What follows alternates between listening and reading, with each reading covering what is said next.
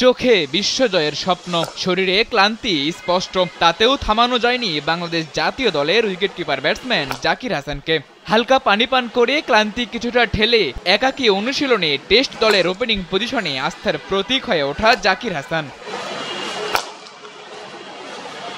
Bangla Tigers আর HP দলের খেলায় দেশের সব ক্রিকেটার যখন চট্টগ্রামে মিরপুরে একাডেমি মাঠে, তখন একাকী অনুশীলনে জাকির হাসান। এদিন লম্বা সময় নেটে ব্যাট করেছেন তিনি। পুরোপুরি টেস্ট মেজাজে করা তার ব্যাটিংয়ে সবই ছিল। পাকিস্তানি বাউন্স, কাটার, সুইং সব সামলানোর জন্যই নিজেকে তৈরি করছেন এই বাংলাদেশি ব্যাটসম্যান। নগদের কাছে সব গ্রাহকই প্রিয়, তাই তো সারা দেশে ক্যাশ আউট চার্জ সবচেয়ে কম। 2022 সালের ডিসেম্বর মাসে চট্টগ্রামে ভারতের বিপক্ষে অভিষেক হয় জাকির হাসানের। অভিষেক ম্যাচে প্রথম ইনিংসে 20 রান করে আউট হলেও দ্বিতীয় ইনিংসেই বিশ্বকে জানিয়ে দিয়েছিলেন হারিয়ে যেতে নয়, শাসন করতেই এসেছেন তিনি।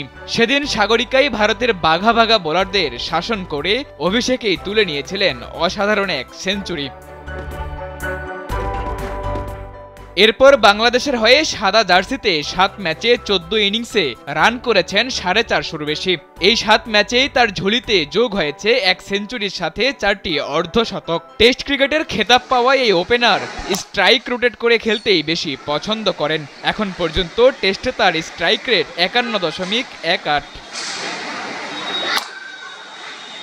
তবে পাকিস্তানের বিপক্ষে এই টেস্ট সিরিজ জাকির হাসানের জন্য বড় চ্যালেঞ্জের সাথে নতুন এক শুরুর, কারণ এবারই প্রথম বিদেশের মাটিতে টেস্ট খেলতে যাবেন এই ওপেনার। তার আগের খেলা সবগুলো টেস্ট বাংলাদেশের মাটিতেই।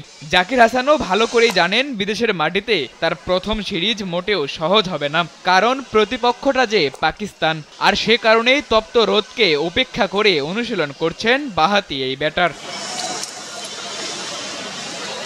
টেস্টের পাশাপাশি গত বছর নিউজিল্যান্ডের বিপক্ষে ঘরের মাঠে ওয়ানডে ক্রিকেটেও অভিষেক হয় জাকির হাসানের। সেই ম্যাচে নিজের চেনা রূপ দেখাতে পারেননি তিনি। ওই এক ম্যাচ পরেই আবারও বাদ পড়েন জাকির হাসান। এরপর আর ওয়ানডে ক্রিকেটে ফেরা না হলেও লম্বা সময় পর সাদা জার্সি গায়ে জাতীয় দলের হয়ে মাঠে নামা একরকম নিশ্চিতই বলা যায়। সাদাতুর রাফি, কালবেলা।